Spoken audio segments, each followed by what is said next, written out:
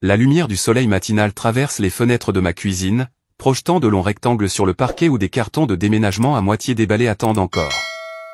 Je tiens une tasse de café dans une main et trie mon courrier de l'autre, essayant de maintenir une apparence de routine normale dans ma nouvelle maison. La lettre recommandée est séparée de la pile de prospectus et de factures, ces marques officielles me nouant l'estomac. Quand je déchire l'enveloppe, le monde s'arrête de tourner. Édouard et Marlène Lorne contre Ardan Lorne. Ma tasse de café glisse de mes doigts engourdis, se brisant contre le sol.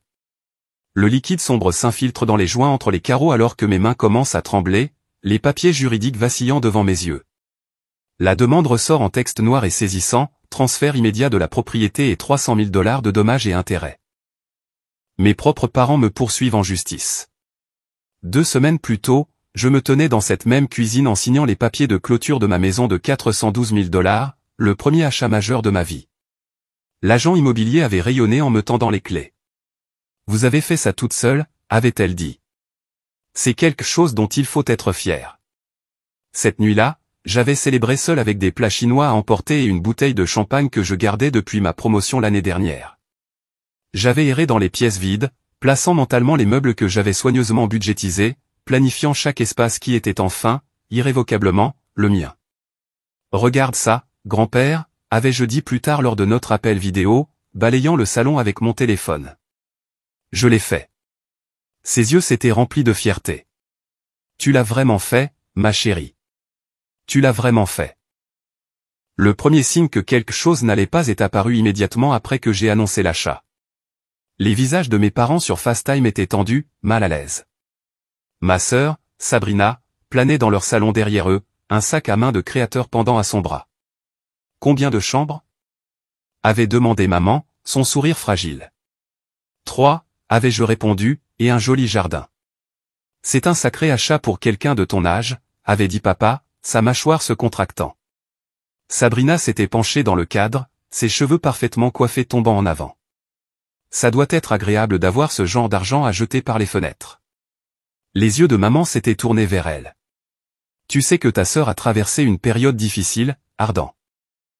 J'aurais dû reconnaître les signes avant-coureurs à ce moment-là, mais rien n'aurait pu me préparer à leur embuscade une semaine plus tard.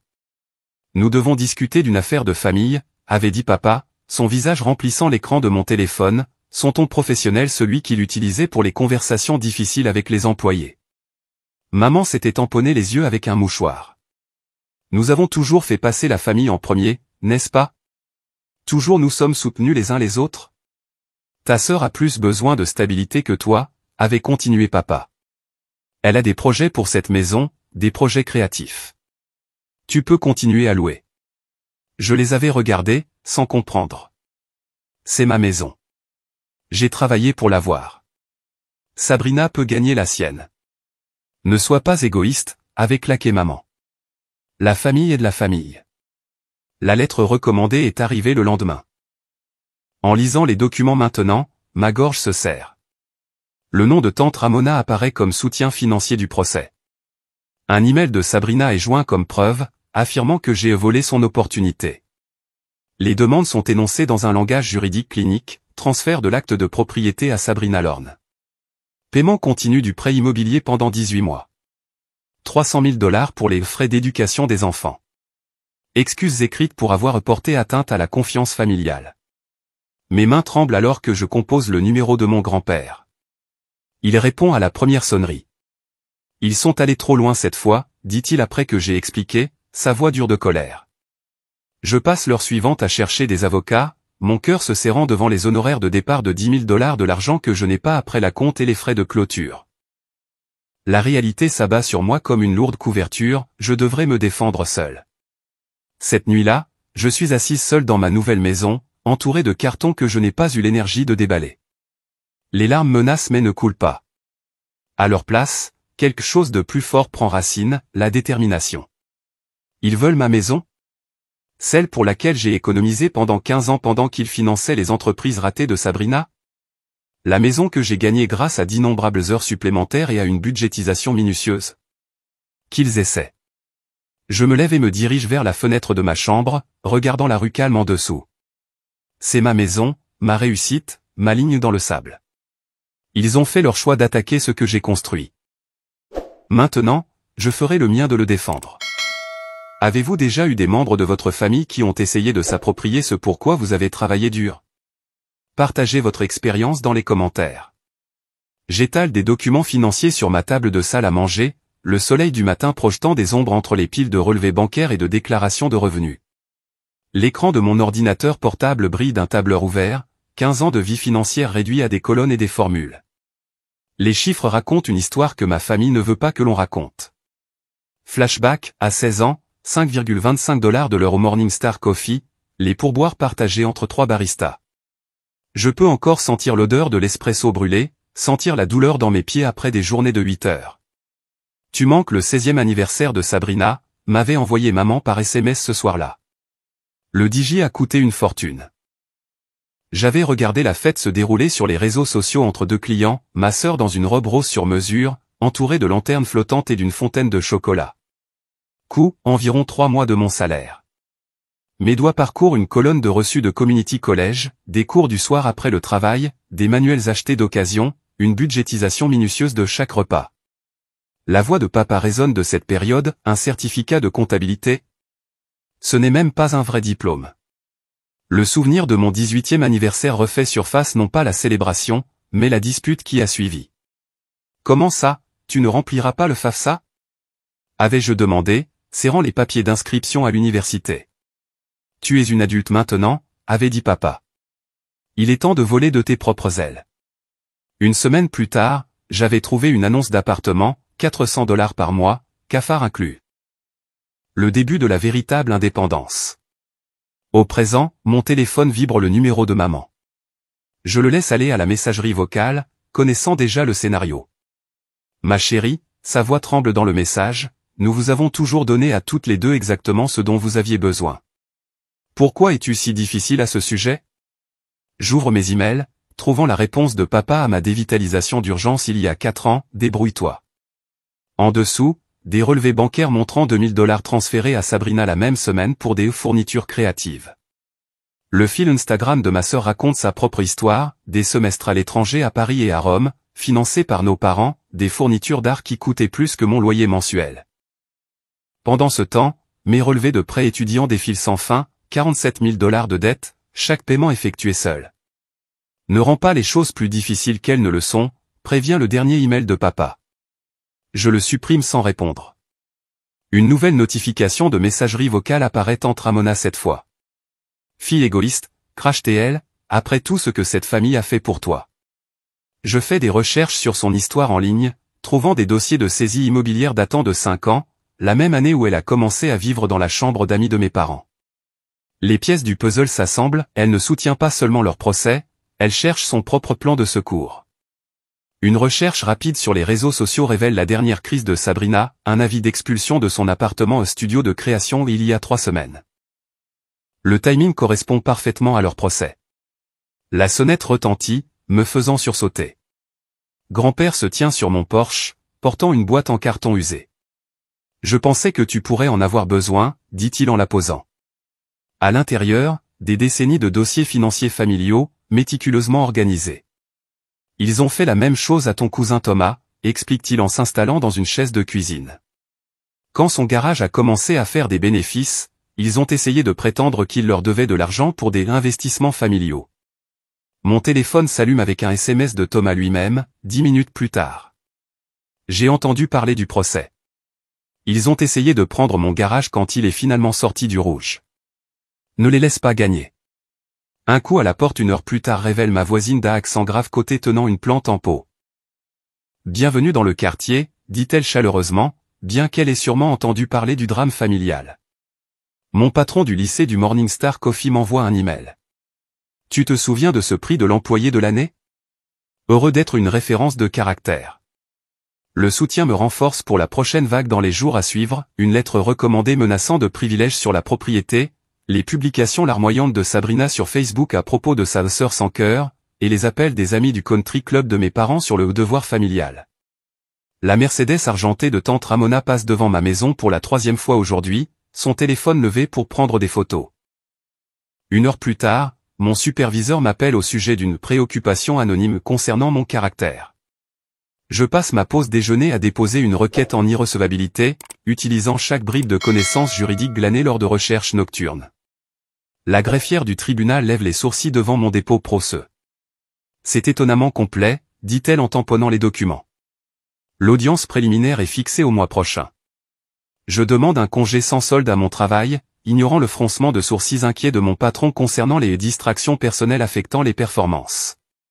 Ce soir-là, je suis assise sur ma nouvelle balançoire de Porsche, regardant le soleil peindre le ciel de nuances d'orange et de rose. La scène déclenche un souvenir, moi, adolescente, marchant dans cette même rue, admirant ces maisons, me promettant que j'en gagnerais une un jour. Tu rêves trop grand, avait dit maman quand je l'avais mentionné. Peut-être que oui. Mais je l'ai fait quand même. Une jeune famille passe, les enfants riant en poursuivant des lucioles. Je pense au serrurier qui vient demain, au système de sécurité qui sera installé la semaine prochaine non seulement pour protéger ma maison, mais pour renforcer mes limites. On dit que les liens du sang sont plus forts que tout, mais j'apprends que certains liens familiaux sont en fait des chaînes. Parfois, l'amour signifie rester ferme, même si ça fait mal. Parfois, l'indépendance a un prix qui vaut la peine d'être payé. Je rassemble mes documents et rentre à l'intérieur, laissant la lumière du Porsche allumée non pas pour la famille, mais pour les nouvelles connexions que je suis en train de construire, une gentillesse à la fois.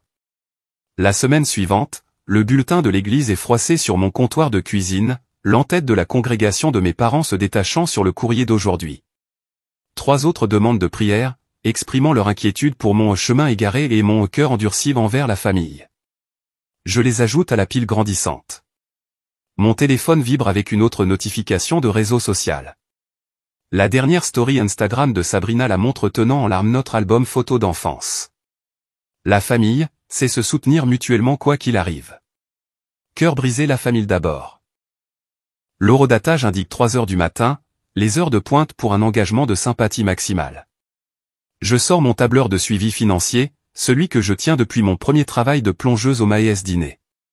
15 ans, à récurer des assiettes jusqu'à minuit pendant que mes camarades de classe planifiaient leur tenue de bal de promo. Le souvenir des doigts fripés et des pieds douloureux est encore vif, ainsi que le doux rappel de Maë, tu construis quelque chose, ma fille. Garde ses registres propres. Chaque cellule raconte une histoire, 6,25 $ de l'heure multiplié par 30 heures par semaine, moins le prix du bus. Les frais de scolarité du community college planifiés autour de 3 emplois à temps partiel. Le studio avec le plafond qui fuit et le futon d'occasion que j'avais fièrement acheté pour 40 $. Tu vis vraiment comme ça, avait demandé maman lors de sa seule visite, ses yeux balayant mes meubles de brocante soigneusement arrangés. Le tableur continue, des virements d'épargne mensuels, commençant à 200 $, passant à 300 $ à mesure que mes certifications m'offraient de meilleures opportunités. Des années de planification minutieuse, chaque centime supplémentaire canalisé vers mon rêve de devenir propriétaire. Un coup à la porte interrompt mon examen. Sur le flux de la caméra de sécurité une nouvelle installation gracieuseté de grand-père j'aperçois Madame Henderson, de 2 portes plus loin. Je pensais que tu pourrais avoir besoin de déjeuner, dit-elle en tendant un sac en papier. Et Gary prend le quart de surveillance de 15 à 18 heures aujourd'hui. Les voisins ont organisé une rotation de surveillance informelle depuis que la Mercedes de tante Ramona est devenue une présence régulière dans notre rue. Leur soutien discret me semble être un bouclier dans les jours à suivre. Un mardi après-midi, une notification de dernière minute, l'interview de Sabrina avec le journal local. Une sœur conteste l'héritage familial. L'article la présente posant artistiquement dans son ancien studio, entouré de toiles à moitié terminées. Mon téléphone sonne. Thomas. J'ai vu l'article, dit-il sans préambule. Tu as les relevés de compte que tu avais demandé? Est-ce l'investissement familial qu'il prétendait que je leur devais? Drôle comme les chiffres correspondent exactement à la saisie de tante Ramona. Les portes automatiques de Wolfous s'ouvrent, et je me fige. Sabrina se tient près des produits biologiques, des lunettes de soleil de créateur perchées sur sa tête. Trop tard pour battre en retraite, elle m'a repéré. Eh bien, si ce n'est pas la traîtresse de la famille, annonce-t-elle assez fort pour que les clients voisins se retournent. Je me concentre sur la sélection des tomates, gardant ma voix stable. Bonjour, Sabrina. Tu as toujours pensé que tu valais mieux que nous, siffle-t-elle en s'approchant. Avec tes précieux tableurs et ton travail ennuyeux. Tu sais ce que cette maison pourrait être? Un concept de café d'art incroyable. Les gens adoreraient. Je la regarde dans les yeux. Et comment gérerais-tu le prêt immobilier? Les impôts fonciers. Elle agite la main avec dédain. Évidemment, cette partie resterait ta responsabilité, puisque tu es si doué avec l'argent. Sa lèvre se retrousse. Contrairement à certains d'entre nous qui ont réellement poursuivi leur passion. Madame? Le directeur du magasin apparaît. Tout va bien? La voix de Sabrina s'élève de façon dramatique. Ma propre sœur? Qui abandonne sa famille? Je laisse mon chariot, marchant calmement vers la sortie alors que la performance de Sabrina résonne derrière moi. Le directeur croise mon regard avec un air entendu. Nous savons tout ce qui se passe réellement ici. De retour à la maison, j'étale les documents que grand-père a livrés, les dossiers financiers des parents montrant les 90 000 $ de prêts étudiants de Sabrina payés en totalité. Un prêt commercial de 25 000 $ pour son studio de poterie raté. Leur acte de propriété sans hypothèque. Et enfoui dans de vieux emails, la vérité. Il est temps d'apprendre à Ardan une leçon sur l'obligation familiale, a écrit tante Ramona, avant qu'elle ne devienne trop indépendante. Mes mains tremblent alors que je compile les pièces à conviction. La pièce tourne légèrement, trop de souvenirs s'entassant. J'ai de nouveau 5 ans, regardant maman retirer mon dessin au crayon du réfrigérateur. Sabrina a besoin de place pour sa nouvelle aquarelle. Un léger coup. Grand-père entre sans attendre, portant un album photo usé. J'ai trouvé ça dans le grenier, dit-il en s'installant dans le fauteuil à côté de moi. Ta grand-mère gardait tout. Les photos racontent une histoire différente, moi à chaque petit boulot, tenant fièrement mes premiers chèques de paie, une exposition de certificats de présence parfaite, ma remise de diplôme du Community College, grand-mère rayonnant à mes côtés. Elle te voyait, dit doucement grand-père. Elle savait ce que tu étais en train de construire. Ces manuels que tu pensais être simplement apparus à la librairie du campus? C'était elle. Les larmes brouillent ma vision alors que je me tiens devant le miroir de la salle de bain, répétant ma déclaration au tribunal. La voix qui en sort semble plus forte que je ne le ressens. Je ne suis pas responsable de soutenir des membres de ma famille adulte qui refusent de subvenir à leurs propres besoins. Je redresse mon blazer, acheté en solde l'année dernière, méticuleusement enregistré dans mon budget. Les caméras de sécurité clignotent régulièrement. Les classeurs de preuves sont prêts, chaque document racontant sa propre vérité. La Mercedes de tante Ramona passe à nouveau, mais je ne bronche pas. Certains sacrifices nous renforcent même s'ils nous brisent le cœur. Parfois, les limites les plus difficiles sont celles dont nous avons le plus besoin. Je touche la petite photo de grand-mère que j'emporterai demain, ses yeux pétillants de la fierté qu'elle n'a jamais exprimée à voix haute. Elle comprenait le prix de l'indépendance. Maintenant, c'est à mon tour de prouver que je valais son investissement. Demain, je dirai ma vérité. Ce soir, je fortifie mes murs non pas avec de la brique et du mortier, mais avec 15 ans de sacrifices soigneusement documentés et la force tranquille de ceux qui croient qu'il faut gagner sa vie. Le jour de la confrontation, les marches du palais de justice scintillent sous le soleil du matin alors que j'ajuste ma prise sur la mallette en cuir, un cadeau de fin d'études de grand-mère, portant maintenant le poids de 15 ans de reçus et de dossiers. Chaque pas semble délibéré, ancré. Les portes en verre reflètent mon image, blazer bleu marine, pantalon repassé, bijoux discrets professionnels, préparés. Bien loin de ma première visite au palais de justice à 16 ans, cherchant des permis de travail avec des mains tremblantes. Oh, timing parfait, la voix de Sabrina résonne à travers le hall de marbre. Ma famille forme un tableau coordonné, des t-shirts blancs assortis le sang d'abord sous des vestes de sport et des cardigans. Maman tamponne un mascara soigneusement estompé tandis que l'avocat de papa arrange des papiers avec une précision théâtrale. Tante Ramona croise mon regard, ses lèvres se courbant en un sourire familier. Dernière chance d'éviter de mettre la famille dans l'embarras, ma chère. Je continue de marcher, mes talons claquant régulièrement contre le marbre. Le garde de sécurité hoche la tête alors que je passe le détecteur de métaux, mon rythme cardiaque stable malgré le poids de leur regard. La salle d'audience semble plus petite que prévu. Des panneaux de bois absorbent le son, créant une bulle de silence concentré.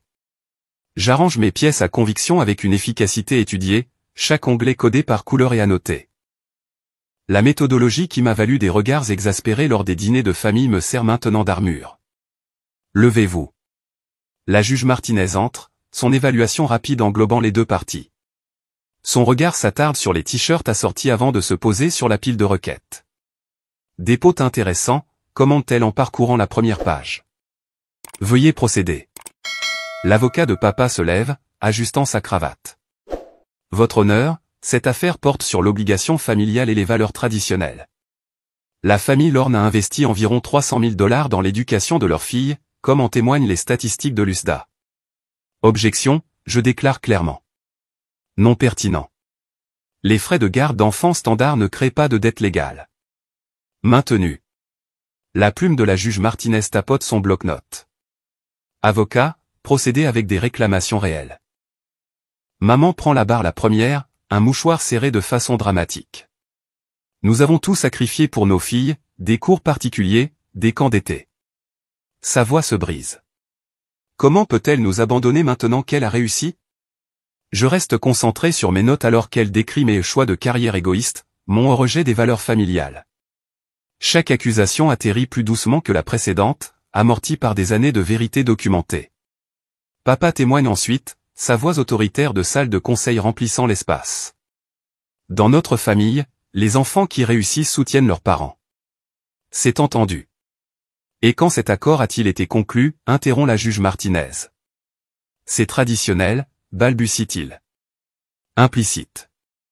Votre honneur, je commence mon contre-interrogatoire. Avez-vous fourni un soutien similaire pour l'éducation de Sabrina? Objection. Non pertinent, se lève leur avocat. Je l'autorise, dit la juge Martinez. Répondez à la question. Papa se tortille mal à l'aise.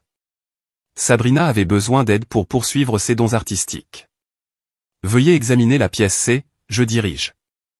Des relevés bancaires montrant 90 000 $ de paiement de prêts étudiants pour le diplôme en beaux-arts de Sabrina, plus 25 000 $ pour son studio. Le témoignage de Sabrina suit, les larmes coulant à flot. La maison serait parfaite pour mon concept de café d'art thérapeutique. Je lui laisserai une chambre, bien sûr. Et le prêt immobilier, demande la juge Martinez. Les impôts fonciers. Eh bien, ardent et doué avec les questions d'argent, Sabrina agite la main avec dédain. Elle s'occuperait de cette partie. Le sourcil de la juge se lève. Quel est votre statut d'emploi actuel? Je suis entre deux projets, renifle Sabrina. Mon art nécessite un espace émotionnel. Je me lève pour mon témoignage, étalant 15 ans de fiches de paie, de quittances de loyer et de relevés de notes universitaires. J'ai commencé à travailler à 15 ans, votre honneur. Chaque emploi documenté, chaque centime comptabilisé. Y compris le soutien parental, demande la juge. Aucun reçu. Je présente des relevés bancaires. J'ai payé mes propres études au Community College tout en travaillant à 3 emplois. L'acompte pour ma maison provient de 15 ans d'économie minutieuse. Elle déforme les choses, s'écrie tante Ramona. Cette fille ingrate. Silence, prévient la juge Martinez. Elle étudie ma documentation, puis s'adresse directement à mes parents. Feriez-vous ces demandes si les deux filles étaient en difficulté financière? Le silence en dit long. J'en ai assez entendu. La juge ferme son dossier. Cette affaire n'a aucun fondement juridique. Les propriétés achetées de manière indépendante restent indépendantes. Affaire classée avec préjudice. Le cri outré de tante Ramona résonne contre le marbre alors que la sécurité l'escorte dehors. Sabrina s'effondre dans le couloir, mais le personnel du tribunal passe prudemment autour de sa forme prostrée, les visages neutres. Tu regretteras d'avoir choisi l'argent plutôt que la famille, crie-t-elle après moi. Je m'arrête aux portes du palais de justice, la lumière du soleil filtrant à travers le verre. Derrière moi, la voix de maman s'élève. Comment as-tu pu faire ça à ta famille? Mais le poids qui pèse sur ma poitrine depuis des mois se lève enfin. Par la fenêtre, j'aperçois le camion de grand-père qui tourne au ralenti au bord du trottoir, sa présence stable me rappelant que la vraie famille vous construit au lieu de vous détruire. Ça va, ma petite, demande-t-il alors que je monte. Je regarde ma famille biologique blottie sur les marches du palais de justice, leur t-shirt assorti un flou lumineux dans le rétroviseur. Je crois que oui, enfin. Ta grand-mère serait fière, dit-il doucement. Elle a toujours dit que tu avais la force de tracer ton propre chemin. Les rues familières semblent différentes d'une manière ou d'une autre, plus claires, comme après une tempête, chaque kilomètre durement gagné me rapprochant de chez moi. Ma maison, protégée maintenant par la vérité, la loi et le pouvoir tranquille de rester ferme. Dans ma poche, la petite photo de grand-mère semble se réchauffer légèrement. Elle avait compris le prix de l'indépendance, le courage nécessaire pour se choisir soi-même. Certains sacrifices nous renforcent, même s'ils nous brisent le cœur. Parfois, les limites les plus difficiles deviennent nos fondations les plus solides. Le système de sécurité sonne alors que j'entre dans ma maison légalement protégée maintenant. 3 jours se sont écoulés depuis la victoire au tribunal, et déjà le calme semble différent, pas paisible exactement, mais fortifié. Mon téléphone vibre. Une autre notification du GoFundMe de Sabrina. Ma sœur a volé mon avenir, aidé une artiste à guérir. L'histoire fabriquée en dessous me noue l'estomac. Après m'avoir soutenu pendant mes études d'art, ma sœur a trahi la confiance de notre famille. Maintenant, je suis menacé d'expulsion alors qu'elle accumule des richesses dans une maison vide. S'il vous plaît, aidez-moi à créer mon café d'art thérapeutique. Je fais une capture d'écran pour mon avocat, puis je désactive les notifications. Les mensonges piquent moins que la manipulation calculée, elle sait exactement comment jouer la victime. As-tu vu l'email? Le SMS de Thomas apparaît. Mon cousin, habituellement silencieux sur les questions familiales, est devenu un allié inattendu. Oncle Édouard et tante Marlène se sont vraiment surpassés. L'email de masse à notre famille élargie est arrivé ce matin, détaillant ma trahison cruelle des valeurs familiales et mon matérialisme égoïste, chaque paragraphe soigneusement rédigé pour m'isoler du réseau familial plus large. Je l'ai vu, je réponds. Ça te semble familier? Ils m'ont fait la même chose quand mon entreprise a décollé. Ils m'ont traité d'ingrat, ont exigé des investissements familiaux. J'aurais aimé me battre comme tu l'as fait. Cette nuit-là, le système de sécurité sonne à nouveau. Mouvement détecté. Sur l'application, je regarde la Mercedes de tante Ramona passer lentement devant ma maison pour la 3e fois ce soir. À minuit, la caméra la surprend s'approchant de ma porte d'entrée, une bombe de peinture scintillant sous la lumière du Porsche. Petite ingrate. Le reste est perdu alors qu'elle réalise qu'elle est enregistrée. La bombe de peinture disparaît dans son sac de créateur alors qu'elle s'éloigne précipitamment, mais pas avant de laisser une traînée rouge vive sur ma nouvelle porte. L'officier de police arrive rapidement. Nous avons des images claires, dit-il en visionnant la vidéo. Voulez-vous porter plainte? Je pense aux dîners de famille, aux réunions de vacances, au réseau complexe de loyauté et d'obligation. Je dois demander une ordonnance restrictive. La semaine suivante, le palais de justice semble différent maintenant. Là où la peur vivait autrefois, la détermination prend racine. La greffière traite mes documents efficacement, levant les sourcils devant les noms de famille. Encore la salle d'audience de la juge Martinez, note-t-elle. Elle se souviendra du contexte. L'ordonnance temporaire est émise immédiatement, appuyée par le témoignage de l'officier et les images de sécurité. Chaque signature ressemble à la fois à une victoire et à une perte protégeant mon avenir tout en rompant avec mon passé. Ils ont essayé ça avec d'autres. Madame Chen, notre ancienne voisine, me dit autour d'un café. Sa lettre est arrivée hier, détaillant 20 ans de dynamique familiale observée. Ton père a exigé un soutien familial de son frère aussi avant que le cancer ne l'emporte. Ta tante, elle a toujours été jalouse du mariage de ta mère, tu sais. Elle utilise l'argent pour contrôler les gens. Grand-père comble d'autres lacunes alors que nous travaillons ensemble sur son camion. Ta grand-mère avait mis de côté de l'argent pour les études de vous deux, dit-il doucement. Tes parents l'ont redirigé. Ils ont appelé ça d'investir dans le don de Sabrina. Ses mains restent stables sur la clé, mais sa voix porte une vieille colère. C'est pourquoi elle t'a laissé l'argent de la maison séparément dans son testament. L'audience pour l'ordonnance restrictive permanente arrive trop vite et pas assez tôt. Les t-shirts assortis ont disparu, remplacés par des étiquettes de créateurs subtils et une humilité étudiée. Leur nouvel avocat parle de réconciliation, me dépeignant comme vindicative et déséquilibrée. Votre honneur, je me lève, les preuves organisées avec une précision familière. Je laisserai les faits parler. Les images de sécurité défilent. Les rapports de police détaillent les perturbations sur le lieu de travail, ma famille prétendant des urgences médicales pour contourner la sécurité. Les captures d'écran du GoFundMe, la campagne par email. Assez, interrompt la juge Martinez. Ordonnance restrictive accordée et étendue pour inclure le harcèlement numérique. Toute violation entraînera des conséquences immédiates. Ce soir-là, le journal local publie l'histoire, procès pour propriété familiale rejetée, ordonnance restrictive accordée. Le GoFundMe de Sabrina disparaît, signalé pour fraude. Des messages affluent de la famille élargie, soutien, histoire similaire, solidarité silencieuse. Ta cousine Rachel a appelé, me dit grand-père au dîner. Elle dit qu'elle est fière de toi. D'autres commencent à parler de leurs expériences aussi. Je le regarde assaisonner ses pommes de terre avec un soin méthodique, la même attention aux détails qu'il m'a enseigné dans son garage, en reconstruisant des moteurs tout en partageant sa sagesse de vie. Est-ce que ça devient plus facile, je demande. De se choisir soi-même? Il pose sa fourchette.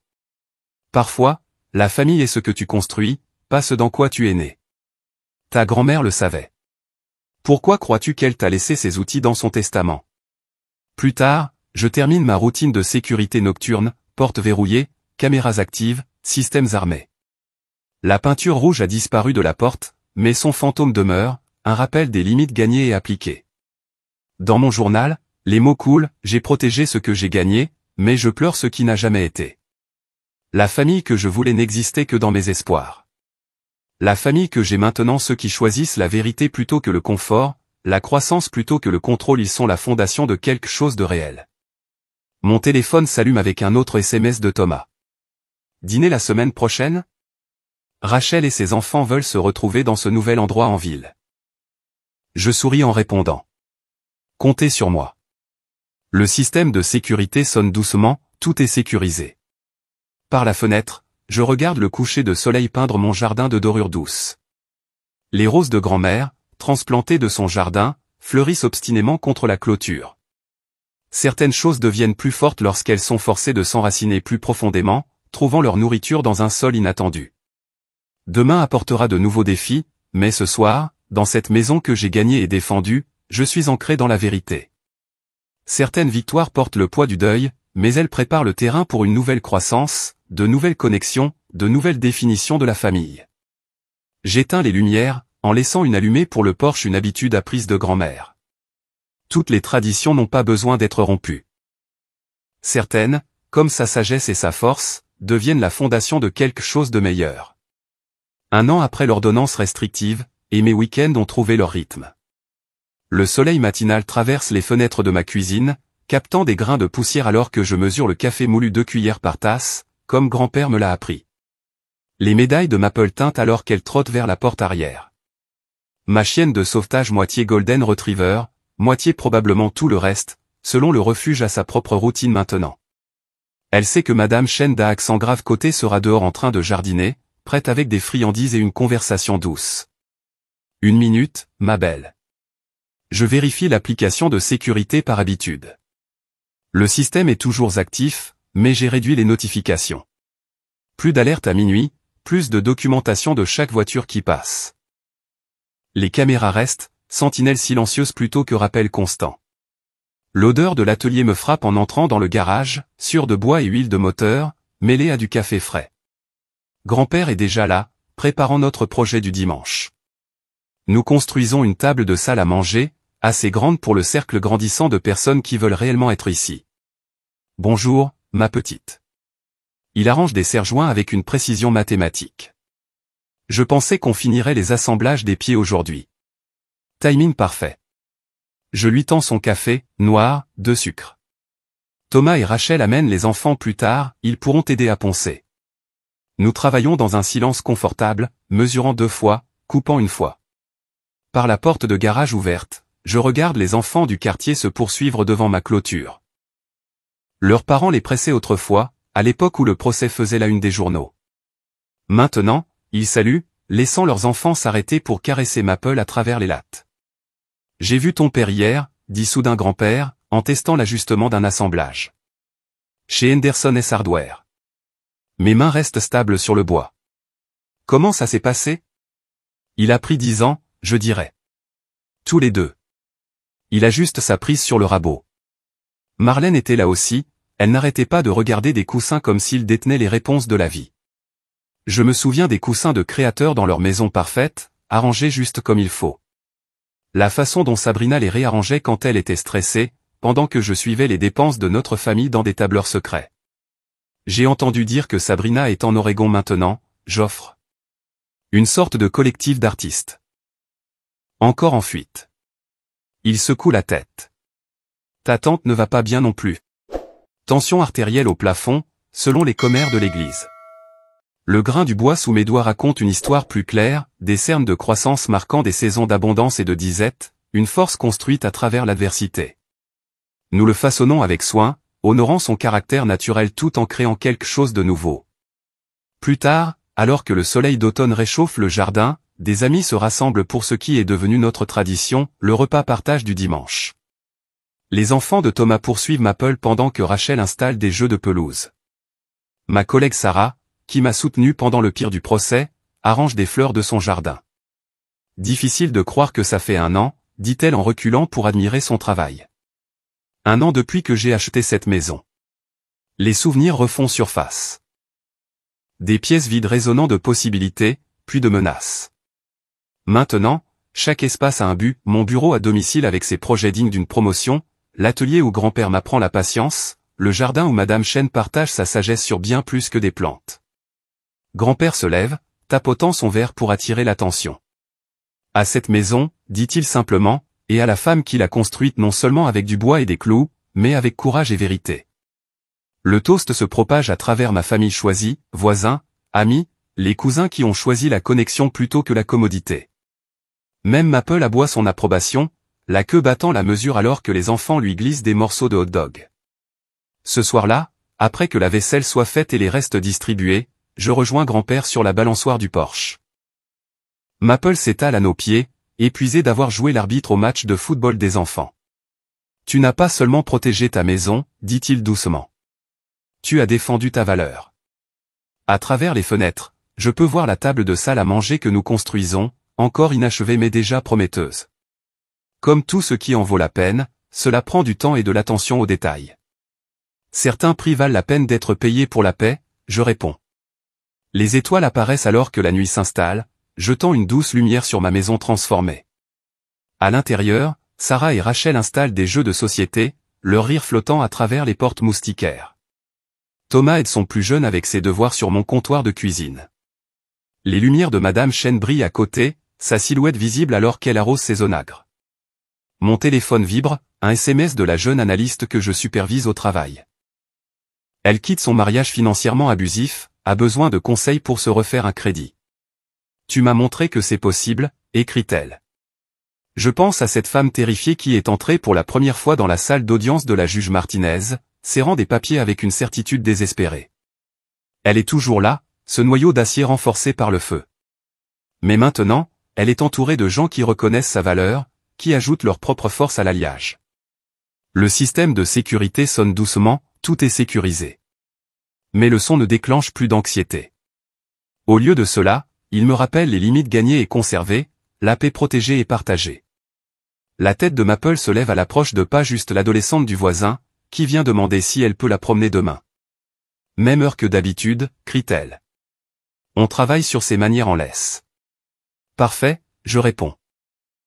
Un autre petit fil dans la tapisserie de la vie normale, tissé de confiance et de constance. Grand-père me serre l'épaule alors qu'il rentre pour réclamer son fauteuil préféré, celui que nous avons restauré ensemble, maintenant placé en permanence dans mon salon. Ses outils vivent dans mon garage maintenant, sa sagesse dans mes choix quotidiens. À l'intérieur, la soirée jeu devient compétitive. Dehors, les grillons s'accordent pour leur symphonie du soir. Et ici, sur mon porche, dans cet espace entre ce qui était et ce qui est, je respire la paix que j'ai construite. Certains disent que la famille est celle dans laquelle on est. Mais j'ai appris que c'est celle que l'on choisit de devenir, et ceux qui choisissent d'être témoins de ce devenir avec amour et respect. Chaque rire de mon salon, chaque salut d'un voisin, chaque repas partagé, projet et moment de calme, ce sont les vraies mesures d'un foyer. Les étoiles tournent au-dessus de nos têtes, constantes comme la vérité, brillantes comme les possibilités.